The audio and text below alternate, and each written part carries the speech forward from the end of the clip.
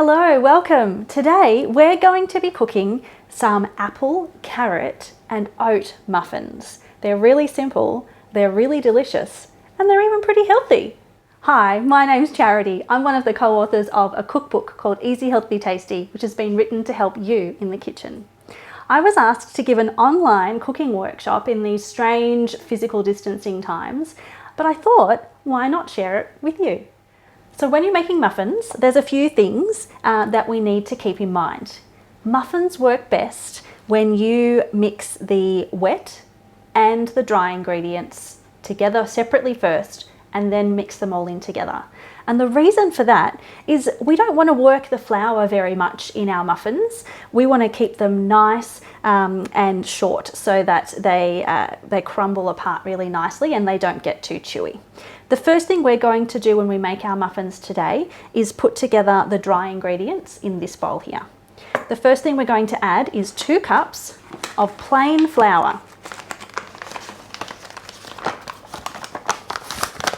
So I've got my 1 cup measure here.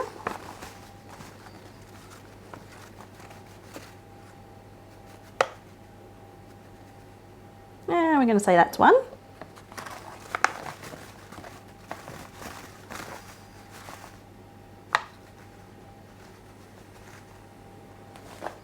And that's 2 cups. And to our flour, we're going to add some rolled oats. We want 1 cup of rolled oats.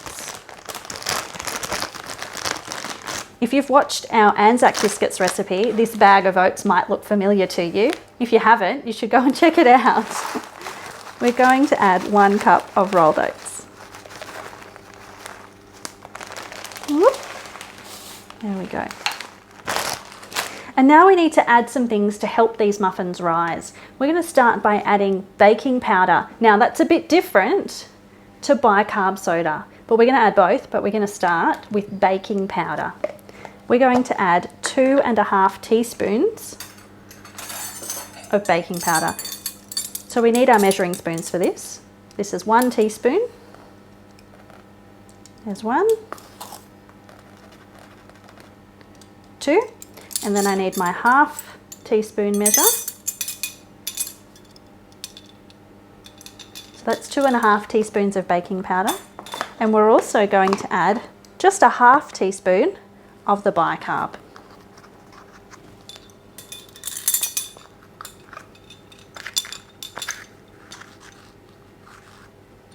Half a teaspoon, in it goes.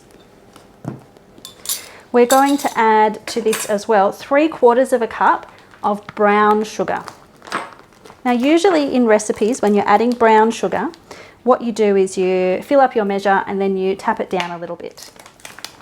So because of that, I'm actually going to use still this 1 cup measure. And I know that if I fill this most of the way up, then once I tap it down, it will be about 3/4 of a cup. So brown sugar is a bit different because it's a bit moist. And if you've had it sitting in your pantry or wherever for a while, then it might have gone hard. And that's okay, don't worry about that. Just scrape it up and you can still use it. It looks a bit like that kinetic sand stuff that the kids have, I reckon. So we've got almost the amount we want there. All right, if I tap this down just very lightly, I'm not pressing, I'm just really just tapping it down. I think that's pretty close to 3/4 of a cup there. So we'll add that in.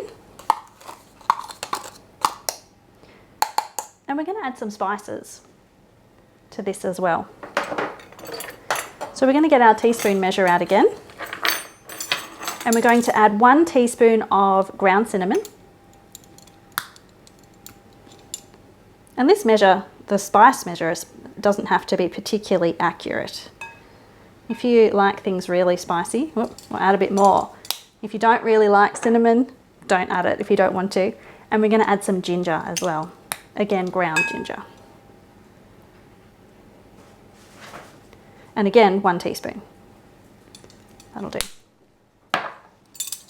And now, to save us having to work it together very much once we add the liquid ingredients, we're going to give this a bit of a mix now, just to evenly mix together those dry ingredients. So if you come across any big lumps of brown sugar, try and break it up a bit.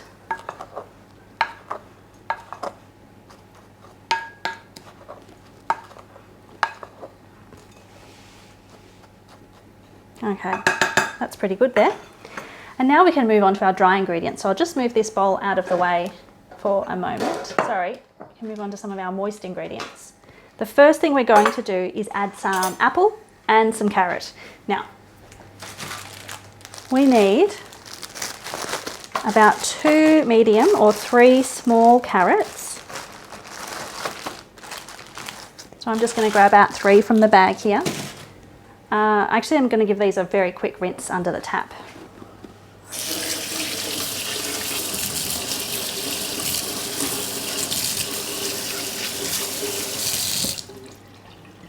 Okay. So these carrots are pretty clean looking. There's not really any dirt or anything on them. I'm not going to bother peeling them for this recipe, but if your carrots, even after you gave them a wash, if they looked a bit dirty or anything, or if you just like to peel your carrots, then please, by all means, you can do that.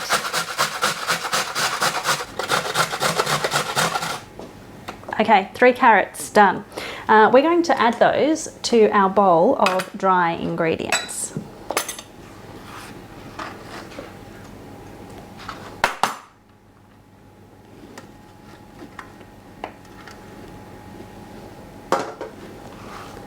So you can see we're adding quite a bit of carrot to this recipe. But we're not finished yet because we're going to add some apple as well.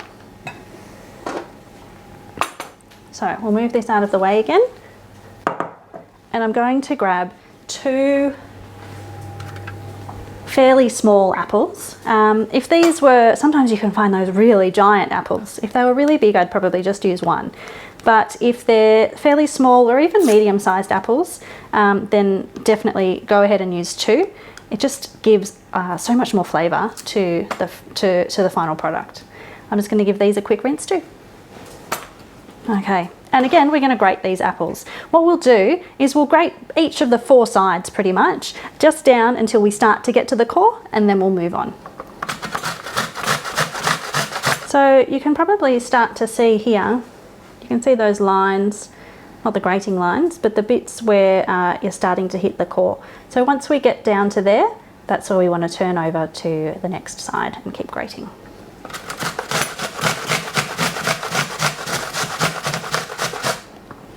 And don't worry about these fringy bits at the top. You can just pop those in the muffins.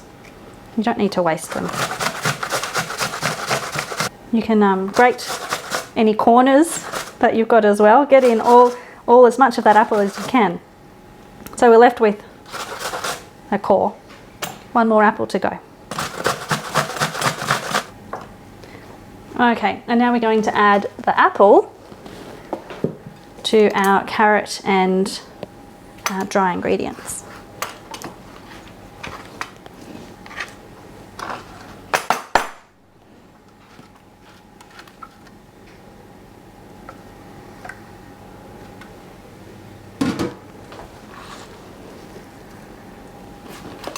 Now I should have told you, I used Granny Smith apples, and traditionally in baking you would probably use Granny Smith apples, those are the green ones.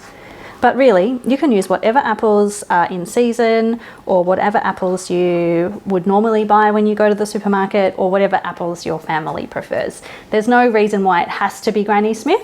I've used Pink Ladies before in this recipe and it's been perfectly fine. Now we're going to give this just a quick little stir to try and incorporate the carrot and the apple before the apple goes brown. Okay, put this aside. And now we need to add 2 eggs to our measuring jug here.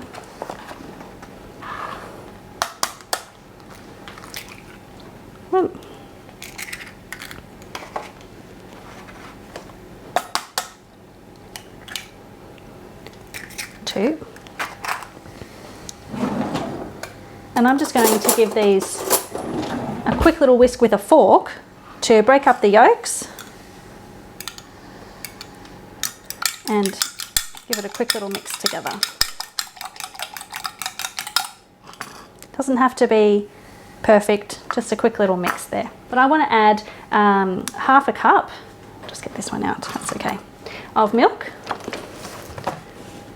So I'm just going to use my 1 cup measure because I know that on the side of my 1 cup measure it actually tells me where 1/4 and 1/2 and 3/4 of a cup is. But you can get out a 1/2 cup measure if you've got one available. And we're also going to add half a cup, it's a lot, of oil.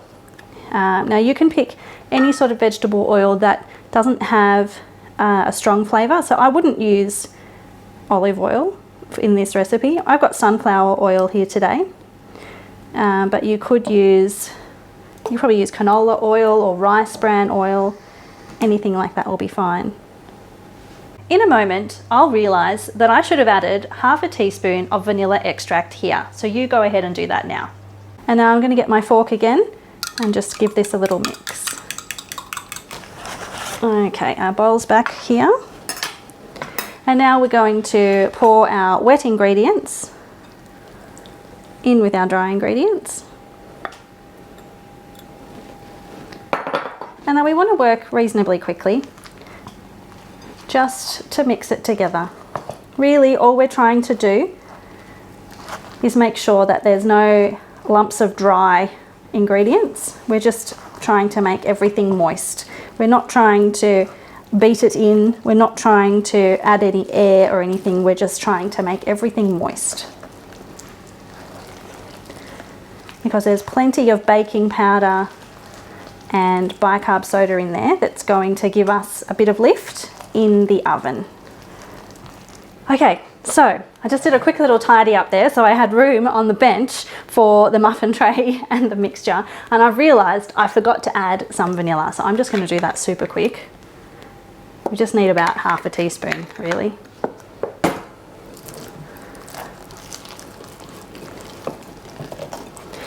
This should have been mixed in with the wet ingredients, not at the end like that. All right, so to our muffin tray, I'm going to add some muffin cases. Now, if you would prefer not to, if you know that yours is a good non-stick tray and you can get away with maybe just using some spray oil or something like that, please do.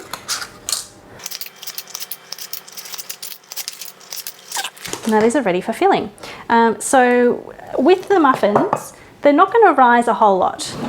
They'll rise a bit, but not a whole lot. So we want to fill these cases most of the way, really. Yeah, you'll see in a moment what I mean by that.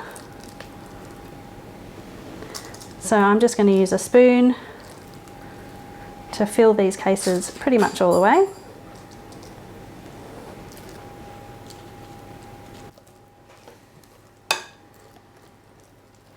And you do want to try and fill these fairly evenly.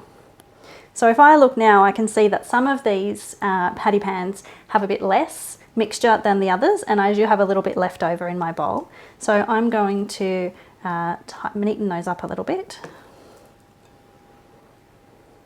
Now these are ready to go in the oven. I've preheated my oven to 180 degrees Celsius. We're going to pop these in. They'll probably take about 15 to 20 minutes to cook. You'll know that they're ready when they start to look a little bit golden brown, and if you insert either a sharp knife, well, not even a sharp knife, a butter knife or a skewer or something like that, it'll come out clean. So let's get these in the oven, ready to go.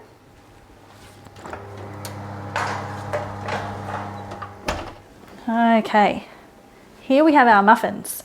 Now I pulled these out of the oven a couple of minutes ago, so they have cooled down a little bit. We're just going to pull them out and put them on a wire tray, yeah, a cooling rack, that's what it's called, to cool.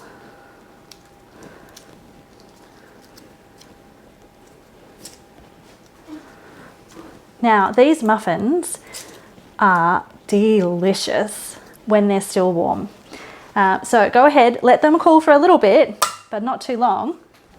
And once they've cooled down enough for you to be able to hold them, you can peel them, and you'll find that inside you have deliciously warm, fruity, carroty, spiced muffins. Perfect for afternoon tea, morning tea, anytime really.